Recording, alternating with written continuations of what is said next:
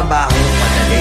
Wala kang karapatang maliitin yung trabaho ng iba. Yung iba sasabihin, gwardiya lang naman yan, rider lang naman yan, construction worker lang naman yan, gasoline boy lang naman yan, fast food crew worker lang naman yan.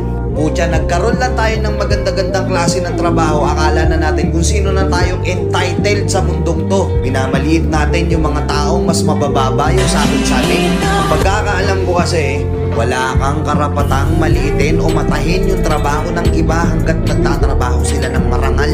Walang trabahong madali. Lahat nagdadaan sa hirap. Lahat nagsasakripisyo. Kaya kung iniisip mong porket maganda-ganda yung trabaho at malaki-laki yung sinasahod mo, mamaliitin mo na yung mga trabaho ng mga taong nagtatrabaho na mas maliit yung sahod sa'yo. Mag-isip-isip ka. Baka bawiin sa'yo yan. Baka biglang bumaliktad yung mundo at sila naman yung umangat. Kahit anong trabaho mo,